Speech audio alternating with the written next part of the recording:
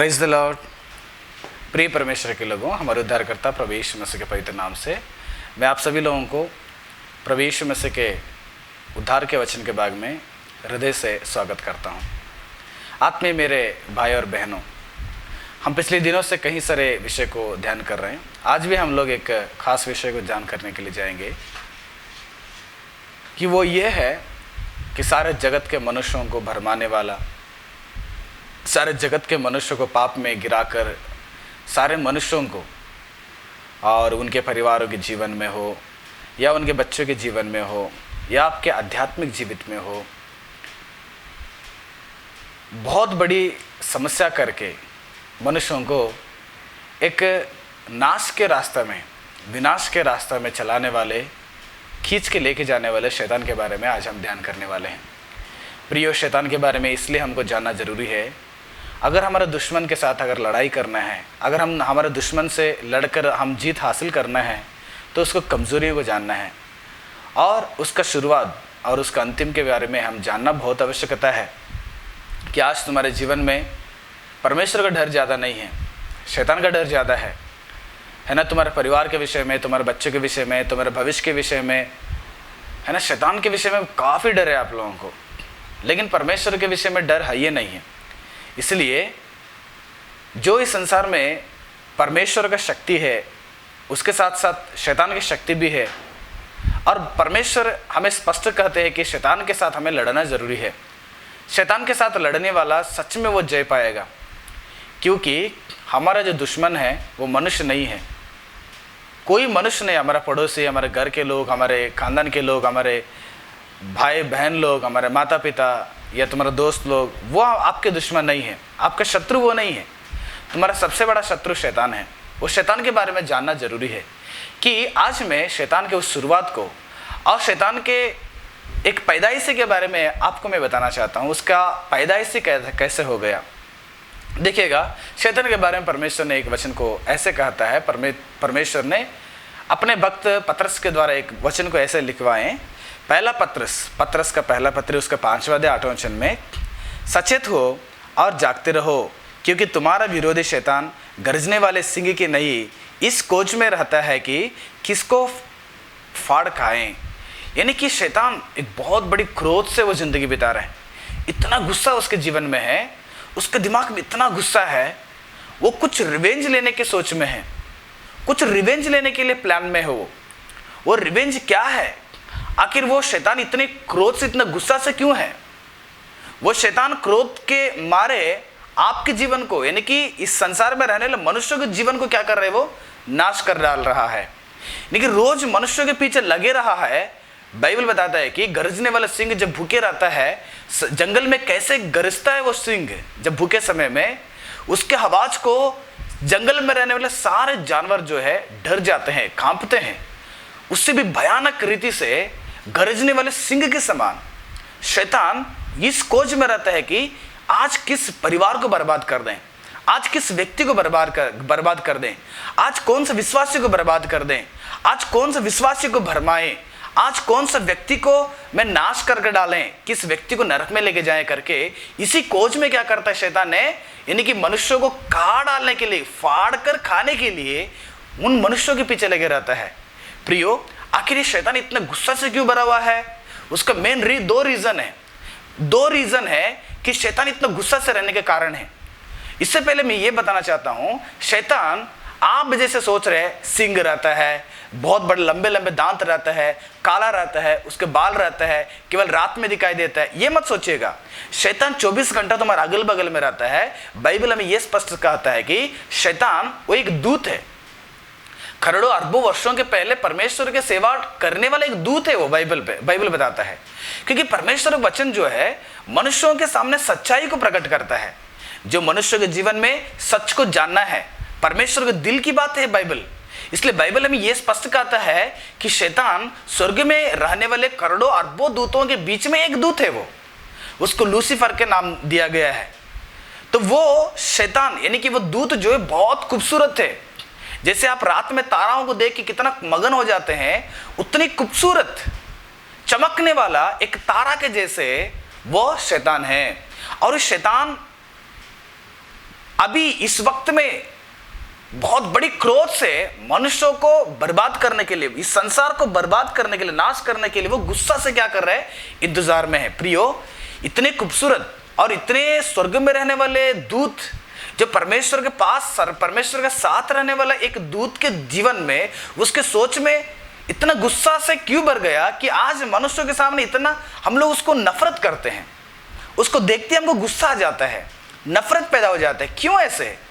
आखिर उस शैतान के अंदर इतना क्रोध कैसे बढ़ गया? उसके अंदर क्रोध बढ़ने का दो रीजन है। वो उसका खुद का गलती था, शैतान का खुद का गलती। दो रीजन है। पहला रीजन ये है, बाइबल में स्पष्ट से कहता है कि शैतान को, यानी कि स्वर्ग में था ना, शैतान को ये बहुत आशा था कि वो परमेश्वर के जाग में बैठ जाए, यानी कि वो चाहता था कि मैं परमेश्वर बनूं। इसलिए जाकर बाइबल में एजेकियल का उसका पहला 18 अध्याय उसका पहला और दूसरा वचन जाके पढ़ेंगे तो परमेश्वर का वचन यूं कहता है, यहोवा का यह वचन मेरे पास पहुंचा, यानी कि एजेकियल के पास पहुंचा, परमेश्वर के भक्त के पास।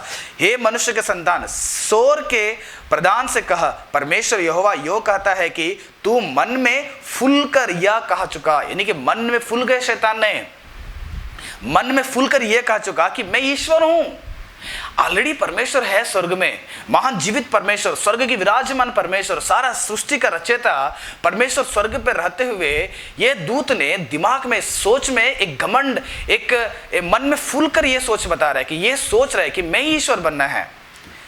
देखिएगा फिर से, समुद्र के बीच परमेश्वर के आसन पर बैठा हूं। समुद्र के बीच मतलब मनुष्य के, यानी कि मनुष्य दूतों के बीच में वो ईश्वर बन के जाना चाहता है, लेकिन वो परमेश्वर को पसंद नहीं था। इसलिए परमेश्वर कहता है कि परंतु यद्यपि तू अपने आप को परमेश्वर सा दिखाता है तो भी तू ईश्वर नहीं।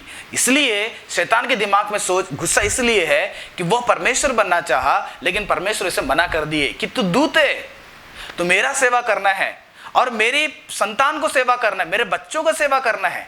इसलिए तू कभी भी, यद्यपि तू कभी भी परमेश्वर नहीं बन सकता है। बताइएगा, नौकर कभी परमेश्वर बन सकता है? दूतों का जीवन ऐसे ही है। दूतों का जीवन एक नौकर के जैसे है। दूतों का जीवन परमेश्वर के पास, परमेश्वर के सम्मुख, परमेश्वर के नीचे, परमेश्वर को ही 24 घंटा वो सेवा करना है। और परमेश्वर किसी के लिए सेवा करने के लिए अगर कहेगा तो उनके लिए सेवा प्रदान करना है, दूतों का काम है। अब ये दूतों के बीच में एक दूत जो है, उसका नाम लूसीफर, वो ऐसा सोचा कि मैं ईश्वर बनना है, लेकिन परमेश्वर मना कर दे, तो ईश्वर नहीं हो सकता क्योंकि मैं ऑलरेडी है परमेश्वर। ईश्वर वो होता है, ईश्वर को ना आदि और ना अंत, वो हमेशा रहने वाला है। लेकिन ईश्वर के स्थान को पाना चाहा कौन? शैतान ने। इसलिए परमेश्वर ने कहा कि तू ईश्वर नहीं बन सकता है। वो स्थान नहीं देने के कारण परमेश्वर के ऊपर क्या हो गया? शैतान का गुस्सा आ गया, परमेश्वर के ऊपर गुस्सा आ गया। और दूसरी कारण क्या है पता है?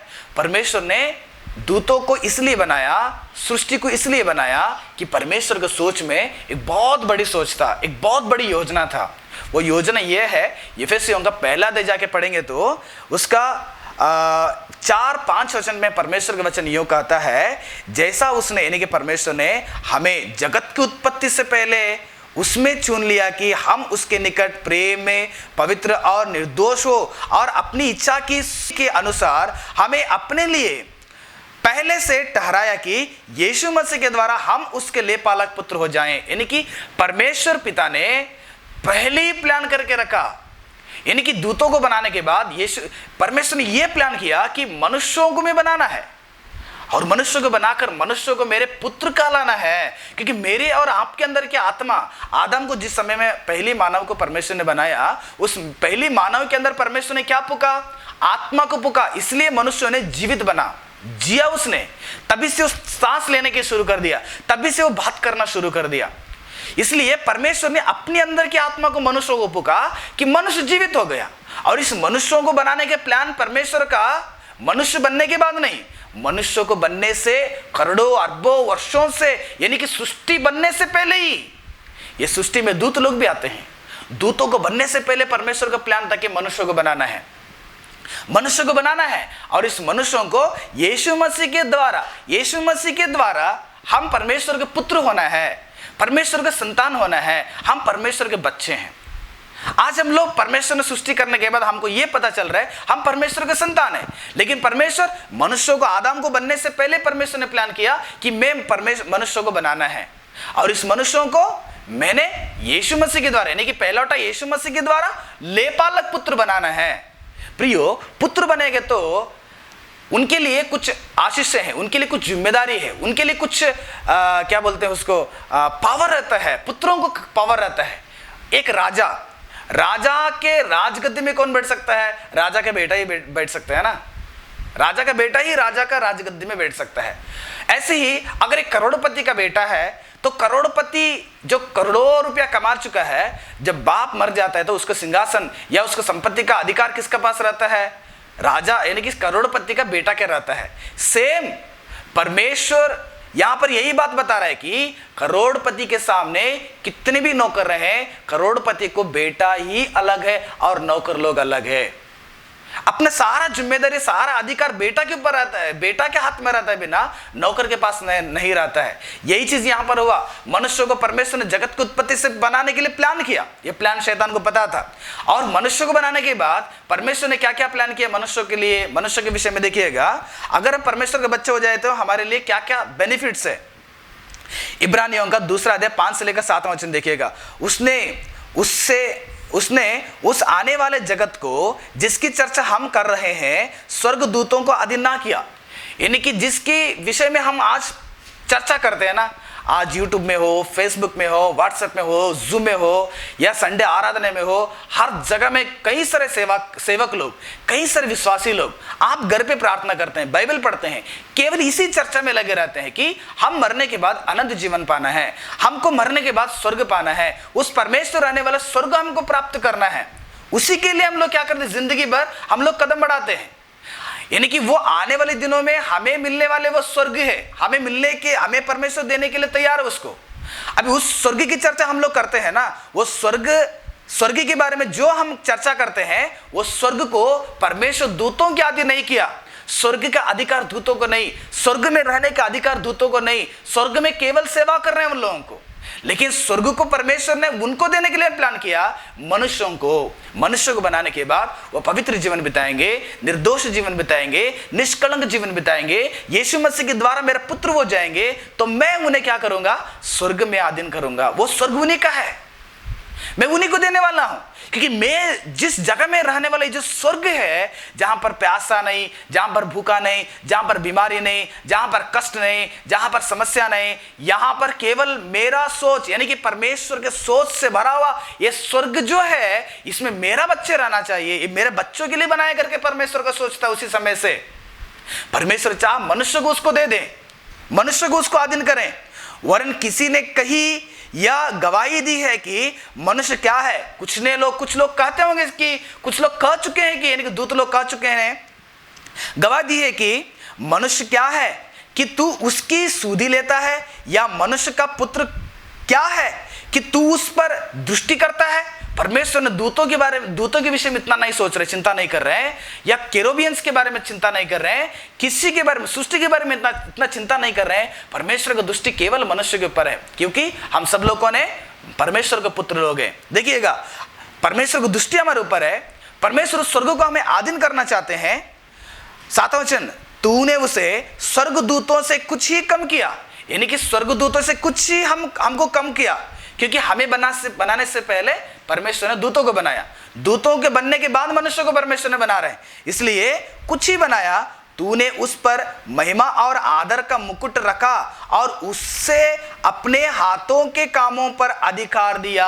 परमेश्वर ने जो कुछ भी बनाया, इस सारे चीज का अधिकार परमेश्वर ने मनुष्य को दिया। इसलिए परमेश्वर ने आदम को बना के क्या कहा, ये सारा सृष्टि पर बेटा तुम क्या करो, अधिकार चलाओ, अधिकार करो करके परमेश्वर ने आदम को दिया। देखिएगा, परमेश्वर ने अपने पुत्रों को स्वर्ग दे रहे हैं, परमेश्वर ने अपने पुत्रों को ऊपर नजर रख रहे हैं। परमेश्वर अपने पुत्रों को, यानी कि मनुष्यों को, सारा सृष्टि को अधिकार दे रहे। प्रकाशित वाक्य 3:21 वचन देखिएगा, जो जय पाए मैं उसे अपने साथ अपने सिंहासन पर क्या करूंगा, बैठाऊंगा। जो इस संसार में जय पाकर वो एक दिन स्वर्ग में जाएगा, स्वर्ग हासिल कर लेगा, तो परमेश्वर के बगल में कई सारे सिंहासन हैं। वो सारे सिंहासन में परमेश्वर अपने पुत्रों को बैठाएंगे। उसमें आप भी हैं, उसमें मैं भी हूं, उसमें यीशु मसीह के सारे अनुयायी लोग हैं। यीशु मसीह के ऊपर भरोसा करके पवित्र जीवन, सुसमाचार के जीवन, एक अच्छी लड़ाई शैतान के साथ लड़कर जीवन बिताने वाले हैं, उनको परमेश्वर ने एक दिन क्या करने वाले हैं? स्वर्ग पे रहने वाले सिंहासन को देने वाला परमेश्वर है। प्रियो, मुझे ये बताइएगा, करोड़ों वर्षों से मनुष्यों से बनाने से पहले परमेश्वर ने दूतों को बनाया। ये सारा प्लान जब दूतों को पता चल रहा है तो दूतों के सोच में क्या चल रहा होगा? इसीलिए शैतान का सोच यही था कि ये सिंहासन पे मैं बैठना है, इस सिंहासन पर मैं बैठना है, मैं मनुष्यों को आधीन नहीं रहूंगा, मनुष्यों को सेवा नहीं करूंगा। बाइबल हमें बताता है कि दूतों ने, यानी कि इस दूतों ने मनुष्यों को सेवा करना है, दूतों ने यीशु मसीह को दंडवत करना है, दूतों ने परमेश्वर को दंडवत करना है। परमेश्वर के संतान हम लोग, हमें भी दूत लोग क्या करेंगे? दंडवत करेंगे। जिस दिन यीशु मसीह बादलों पर दिखाई देता है, जब यीशु मसीह हमें भी उठा लिया जाते हैं, तो उस समय में सारे दूत लोग दंडवत करेंगे। आज आपके अगल बगल में जो सृष्टि देख रहा है ना, ये सारा सृष्टि ये दूत है। एक मिट्टी परमेश्वर को दूत है, आसमान परमेश्वर को दूत है, हवा परमेश्वर को दूत है, पवन और आग सूरज एक दूत है, चांद एक दूत है। ये सारा सृष्टि जो देख रहे हैं, ये सारे एक दूत है। अभी ये सारे दूत लोग क्या कर रहे हैं? मेरी और आपका सेवा कर रहे हैं ना। धरती मेरे लिए फसल देता है तो मेरा सेवा कर रहा है, आसमान मेरे लिए अगर रोशनी देता है तो वो मेरे सेवा कर रहा है, आपका सेवा कर रहा है। ये सारे सेवा टल करने वाले सेवक लोग हैं। देखिए मेरे साथ एक वचन पढ़िएगा, इब्रानियों का पहला अध्याय 13 वचन 14 वचन में क्या कहता है परमेश्वर? और स्वर्गदूतों से अपने किसी से कब कहा कि तू मेरा दाहिने बैठ, जबकि मैं तेरे बैरियों को तेरे पांवों के नीचे की पीढ़ी ना कर दूं। क्या वे सब सेवा टल करने वाली आत्माएं नहीं, सेवा करने वाले आत्माएं नहीं दूत लोग? सच में वो सेवा करने वाले हैं, जो उद्धार पाने वालों के लिए सेवा करने को भेजी जाती है। जो उद्धार पाने के लिए, उद्धार हमको उद्धार चाहिए ना, सारे जगत के मनुष्य को उद्धार के लिए यीशु मसीह ने आया ना, तो उद्धार पाने वाले लोगों के लिए सेवा टहल करने का काम किसका है? वो दूतों का है। ऐसे दूत लोग, यानी कि सिंपल सी बात बताना है तो स्वर्ग में परमेश्वर को और परमेश्वर के संतान हमको सेवा करने वाले एक नौकर के जैसे सेवा काम करना है दूत लोग। ऐसी दूत एक दिन ये सोचा कि अभी परमेश्वर ने कुछ दिन के बाद मनुष्य को बनाएंगे और उस मनुष्य को बनाने के बाद स्वर्ग को उसको आधीन करेंगे, सिंहासन को उसको आधीन करेंगे। परमेश्वर हमेशा उन्हीं के ऊपर दृष्टि लगाए रहता है और हमको उनको दंडवत क्यों करें, उनका सेवा क्यों करें? हम लोग मनुष्य से पहले हम बने हैं ना। ये सारा स्वर्ग का अधिकार हमको चाहिए, स्वर्ग का सिंहासन अधिकार हमको चाहिए। हम परमेश्वर बनना है, इन मनुष्यों के ऊपर हम परमेश्वर बन के जिंदगी बिताना है करके दूतों के अंदर एक गंदे सोच आने के वजह से ही परमेश्वर सबसे पहले उसको परमेश्वर होने का नकार दिया, और दूसरा मनुष्यों को मिलने वाले उस स्वर्ग, मनुष्यों को मिलने वाले उस सिंहासन, मनुष्यों को मिलने वाले उस परमेश्वर का आशीष और मनुष्यों के लिए सेवा करने वाला एक दूतों का इस भाग्य को शैतान ने क्या कर रहा? वो छीनना चाहा। मनुष्य को देने का उसको पसंद नहीं था, परमेश्वर मनुष्य को देना पसंद नहीं था। वो परमेश्वर आप उसको मत देना। इसलिए स्वर्ग में क्या होगा पता है? ये चीज जब शैतान को पता चल गया, दो चीज, एक परमेश्वर होने का बारे में उसको नकार दिया गया स्वर्ग में, और दूसरी चीज मनुष्य को जो परमेश्वर ने देने वाले हैं उस सौभाग्य को परमेश्वर ने ऐसे नकार कर दिया। इसलिए शैतान के अंदर बहुत बड़ा क्रोध आ गया। इसलिए बाइबल बताता है कि प्रकाशित वाक्य 12वां अध्याय में देखिएगा क्या होता है वहां पर। 12वां अध्याय 7वां वचन में क्या लिखा हुआ है? फिर स्वर्ग पर लड़ाई हुई। स्वर्ग पे लड़ाई क्यों होना है प्रियो? एक बात सोचिएगा, स्वर्ग पे क्यों लड़ाई होता है? यानी कि दो लोगों का सोच अगर आपस में विरुद्ध होता है, वही उसी समय में लड़ाई होता है। तो यहां पर यही है, परमेश्वर का सोच अलग है, उस दूत का सोच अलग था, इसलिए दोनों के बीच में एक लड़ाई शुरू हो गया।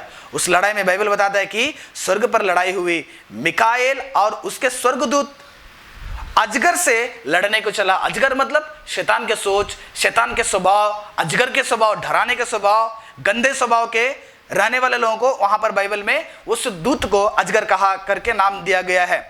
अजगर से लड़ने को निकले और अजगर और उसके दूत से लड़े, परंतु प्रबल ना हुए और स्वर्ग में उनके लिए फिर जगह ना रही। यानी कि स्वर्ग में लड़ाई हुआ कि इस विषय को लेकर, लड़ाई में क्या हो गया, परमेश्वर के दूत मिखाइल दूत ने क्या कर दिया, लड़ाई करके शैतान को हरा दिया। शैतान को हरा के क्या कर दिया, उसे धरती पे फेंक दिया गया। स्वर्ग पे अभी उनको जगह नहीं रहा, क्योंकि मन में वो फूल लिया कि मैं परमेश्वर बनना है, और दूसरी मनुष्यों को मिलने वाले आशीष को वो पाना चाहा, इसलिए परमेश्वर ने उसको क्या कर दिए, स्वर्ग में दूतों के द्वारा ढकेल दिया गया। स्वर्ग से जब वो गिरते समय में मन में ये सोच के गिरते रहा, मन में ये सोच के गिरा। इसलिए मुझे शैतान के बारे में जानना जरूरी है। जब स्वर्ग से गिरते समय में क्या सोच के गिरा पता है?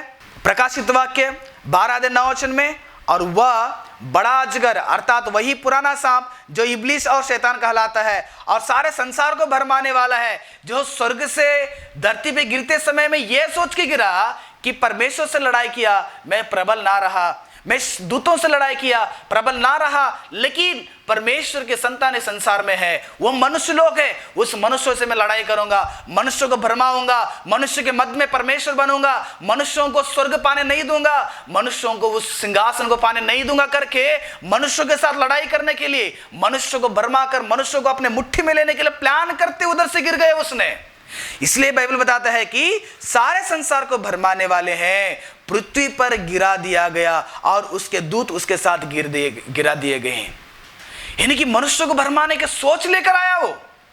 प्रिय परमेश्वर के लोगों, स्वर्ग में उसका काम काबिल नहीं हो पाया तो संसार में गिरा, संसार में गिरकर आज मनुष्यों को परमेश्वर से दूर कर रहे वो।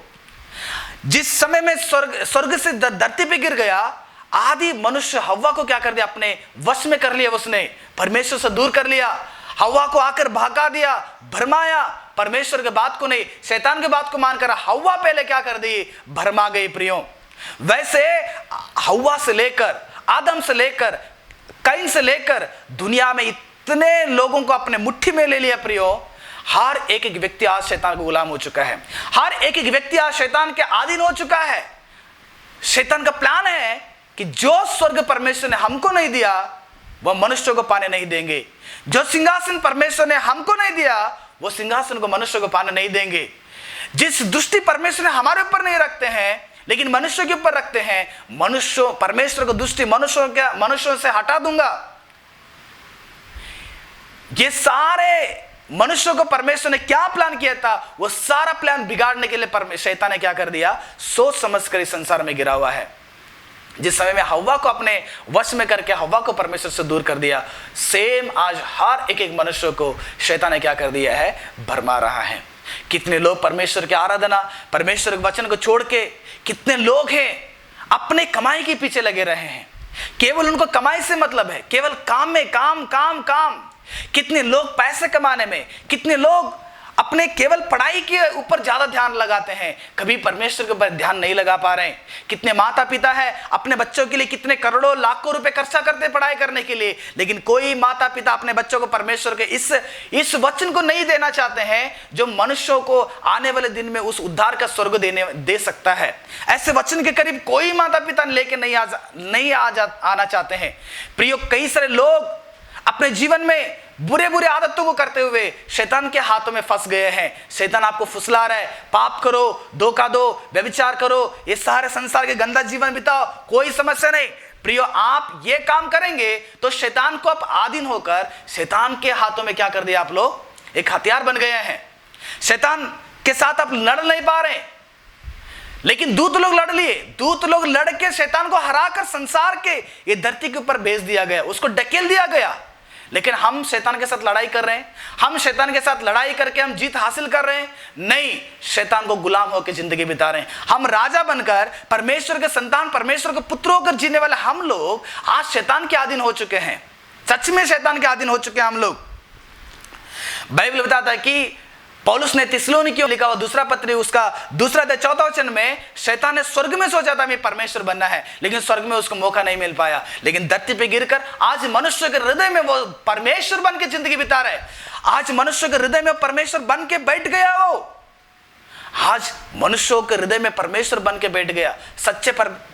सच्चा परमेश्वर मनुष्य के हृदय में नहीं है। अभी आज पैसे परमेश्वर बन गया है, पढ़ाई परमेश्वर बन गया है, आज उनका नौकरी परमेश्वर बन गया है, आज उनका फ्रेंड्स परमेश्वर बन गया है, आज उनका गर्लफ्रेंड बॉयफ्रेंड परमेश्वर बन गया है, आज उनका जो संसार की जिंदगी उसको परमेश्वर बन गया।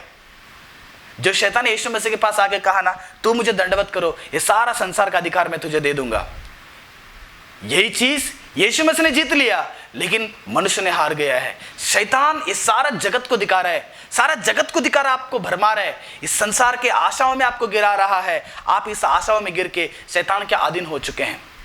प्रिय परमेश्वर के लोगों, मैं एक बात बताना चाहता हूं, स्वर्ग में जो सोच से वो लड़ाई किया, स्वर्ग में जो सोच कर उसका एक जिंदगी शैतान का नाम शुरू हो गया, उस समय उसको इब्लिस कहा गया, शैतान कहा गया, अजगर कहा गया।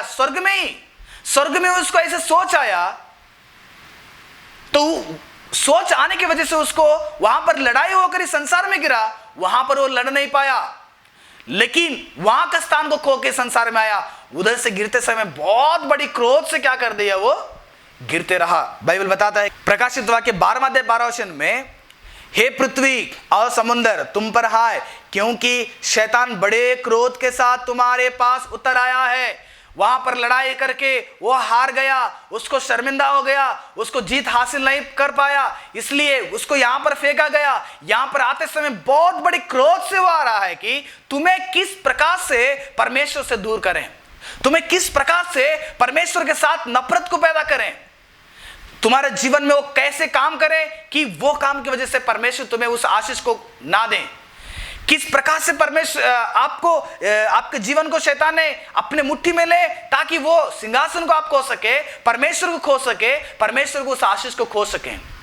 शैतान तुम्हारे पीछे लगे रहा है। प्रिय परमेश्वर के लोगों, कितने लोग शैतान के हाथों में हार गए हैं, कितने लोग सच्चा परमेश्वर से दूर हो चुके हैं, कितने लोग सच्चा परमेश्वर के करीब नहीं आना चाह रहे हैं, कितने लोग सच्चा परमेश्वर को छोड़कर केवल इस संसार, जो शैतान ने तुम्हें भरमाने के लिए इसको इस्तेमाल करे, संसार को, एक पैसे को इस्तेमाल करे, एक दोस्तों को इस्तेमाल करे, संसार के हर एक वस्तुएं शैतान इस्तेमाल करता है कि इसके द्वारा इसको परमेश्वर से क्या करें, दूर करें। सच में उसके बहकावट में और उसके अधीन आप होकर आप जिंदगी बिता रहे हैं। आप भूल गए हैं कि आपको परमेश्वर ने स्वर्ग का उस अधिकार देना चाहते हैं, स्वर्ग का सिंहासन देना चाहते हैं, स्वर्ग का उस भाग्य को परमेश्वर आपको देना चाहते हैं। परमेश्वर तुम्हारा पिता है, लेकिन उस पिता को भूल गए हैं। संसार में अपनी इच्छाओं के पिताओं को बनाकर आप लोग जिंदगी बिता रहे हैं। प्रियो, ये सबसे अलग होना बहुत जरूरी है। सबसे अलग हो जाओ। कितने लोग आज शैतान के अधीन हो चुके, कितने लोगों को शैतान मोबाइल दिया है, कितने लोग आज टेक्नोलॉजी जब 4G आ गया, जब जियो 4G आ गया, उस समय तो कई सारे जवान लोग शैतान के उस जाल में गिर गए हैं। कितने लोग फोन में बैठे रहते हैं, यूट्यूब में बैठे रहते हैं, कितने इंटरनेट में हमेशा फोन में बैठे रहते हैं, इसलिए कि आज इंटरनेट काफी फ्री में है और काफी कम रेट में है। शैतान ने आपको एक एक जाल क्या कर रहा है, वो बिछा रहा है। कितने लोग बुरी आदत में फंस गए। सारा शैतान के जाल है कि तुम्हें केवल परमेश्वर से क्या करना है, अलग करना है, परमेश्वर से तुम्हें केवल दूर करना है। यही इसका सोच है शैतान का। प्रियो, इस शैतान से आपको लड़ना जरूरी है। शैतान से आप लड़ना जरूरी है। जैसे दूत लोग लड़ाई किए थे, वैसे लड़ाई आप करो, वैसे लड़ाई आप करो। अगर आप शैतान के इस पाप से अलग होना चाहते हैं, शैतान के इस झंझट से अलग होना चाहते हैं, शैतान के उस बहकावट से अगर आप अलग होना चाहते हैं, आपको दो काम है, आपको दो ही रास्ता है, उससे अलावा कोई रास्ता नहीं। प्रकाशित वाक्य 12वां अध्याय 10 से लेकर 11 वचन तक जाके पढ़िएगा। वहां पर 11 वचन में परमेश्वर का वचन ऐसे कहता है कि और वे यानी कि दूतों ने मेमने के लहू के कारण और अपनी गवाही के वचन के कारण उस पर जयवंत हुए। शैतान के ऊपर लड़ाई करके इसलिए जय पाए कि दूतों के साथ यीशु मसीह था। सारे जगत के लोगों के लिए लहू बहाने वाला प्रभु यीशु मसीह उनके साथ थे, और सारे जगत के मनुष्यों के पाप को मिटाने वाले जो लहू है, उस लहू के भरोसा से, उस लहू के शक्ति से वो शैतान के साथ लड़ाई किए। शैतान का कोई भी पाप मनुष्य के ऊपर काम ना करें, शैतान का कोई भी पाप जो है दूतों के ऊपर काम ना करें। इसलिए यीशु मसीह हर एक मनुष्य को पाप को क्षमा करते हैं ना, वो लहू से, वो लहू इसलिए बहा गया, उस लहू का सामर्थ्य से क्या कर दिए वो लोग, वो शैतान के साथ लड़ाई किए कि तुम्हारे काम यहां पर नहीं होता है। लड़ाई करके वो क्या कर दिए, जीत हासिल कर दिए। दूसरी हथियार उनके पास क्या था? दूसरी आता है हथियार परमेश्वर का वचन। परमेश्वर के वचन बताता कि गवाही का वचन के कारण क्या कर दिए वो लोग, जीत हासिल कर दिए। परमेश्वर के वचन उनको एक बहुत बड़ी सामर्थ्य बनकर परमेश्वर के वचन के द्वारा क्या कर दिए, वो लोग लड़ाई किए। प्रिय परमेश्वर के लड़ाई मतलब हथियार लेकर, तलवार लेकर, बंदूक लेकर नहीं, वो आत्मिक लड़ाई। क्योंकि मसीह लोगों की जिंदगी में हमारा जो युद्ध है, मलयुद्ध है, वो हथियारों से नहीं, हमारा जो मलयुद्ध है आत्मिक एक युद्ध होता है। आत्मिक रीति से हमें लड़ना पड़ेगा। पाप को हमारे जीवन से हटाकर शैतान के उस पापों से लड़ना पड़ेगा। लड़कर हमें जीत हासिल करना है तो तुम्हें यीशु मसीह और यीशु मसीह का लहू का जरूरत है, और दूसरी यीशु मसीह के वचन का जरूरत है। कितने लोग यीशु मसीह के पास आना नहीं चाहते हैं, कितने लोग यीशु मसीह के वचन को अपने जीवन में अंगीकार करना नहीं चाहते हैं, पढ़ना नहीं चाहते हैं, ध्यान करना नहीं चाहते हैं। इसलिए आप शैतान के हाथ में एक हथियार बनकर, शैतान के हाथ में फंसकर तुम्हारे जीवन को पाप के मार्ग में क्या कर रहे हैं, आप लोग लेके जा रहे हैं। इसलिए प्रिय परमेश्वर के लोगों, ये दो चीजें आपको जरूरी है, यीशु मसीह का वचन। यीशु मसीह का लहू जो तुम्हारे पापों को मिटाता है, उसको यीशु मसीह का लहू ले लो और तुम्हारे जीवन में पापों को हटा दो। यीशु मसीह के करीब आ जाओ, पापों को हटाकर यीशु मसीह के वचन को ध्यान करना शुरू करो। यीशु मसीह का वचन आपको सिखाएगा कि किस प्रकार से शैतान की योजनाओं को, उसका प्लान्स को, उसके आने वाले भविष्य को आप कैसे लड़ सकते हैं शैतान के साथ। वो परमेश्वर का वचन क्या करेगा, तुम्हें सिखाने के लिए तैयार है। इसलिए प्रिय परमेश्वर के लोगों, तुम्हारे जीवन में शैतान का शुरुआत देखिएगा स्वर्ग से हुआ है, उसका अंतिम तुम्हारे वजह से होना है, तुम्हारे द्वारा होना है। तुम्हारे कदमों के तले उसको डालकर उसको कुचल दीजिएगा, उसको सोच, उसका प्लान्स को कुचल दीजिए। तब शैतान के साथ देखिएगा तुम्हारा कोई लेन देना नहीं रहेगा। तुम एक दिन परमेश्वर ने जो देने वाला वो स्वर्ग था उसको जरूर हासिल करेंगे, क्योंकि वही उसका प्लान है। स्वर्ग नहीं पाना है मनुष्य ने, स्वर्ग के सिंहासन नहीं पाना है मनुष्य ने, परमेश्वर को नहीं पाना मनुष्य ने, और उस परमेश्वर में प्रवेश नहीं करना है मनुष्य ने करके, जो मेरे को नहीं दिया स्वर्ग परमेश्वर ने, वो मनुष्य को पाने नहीं दूंगा करके आपके जीवन में आकर आपसे लड़ाई कर रहे हैं। आपके यानी कि तुम्हारे द्वारा उसको जीत हासिल हो रहा है। तुम्हारे ऊपर लड़ाई करके वो जीत हासिल कर रहा है शैतान ने। ऐसा नहीं होना है, क्योंकि अगर वो जीत लेगा तो एक दिन तुम्हें क्या करेगा, वो नरक में लेके जाएगा, तुम्हें वो अनंत नरक में लेके जाएगा, तुम्हारा आत्मा को नाश करने के लिए। इसलिए आप सोचिएगा कि मैं शैतान के आधीन में हूँ, या मैं रोज शैतान को साथ लड़कर शैतान को मैं जीत करके मैं एक पवित्र जीवन बिता रहा हूँ। आप सोच लीजिएगा तो आपको पता चलेगा कि आप शैतान के आधीन में हैं या परमेश्वर के आधीन में हैं। परमेश्वर के आधीन में होंगे तो परमेश्वर ने वो जिस विषय का चर्चा हम लोग करते हैं वो जरूर आपको क्या करेगा, देगा। केवल नाम के लिए मसीह होने के नहीं, शैतान की योजनाओं के साथ क्या करना, आपको लड़ना बहुत आवश्यकता है। प्रभु यीशु मसीह इस वचनों के द्वारा आपको आशीष करें। फिर से मिलेंगे, तब तक आप सब लोग अपने आत्मिक जीवित को बचाए के रखिएगा।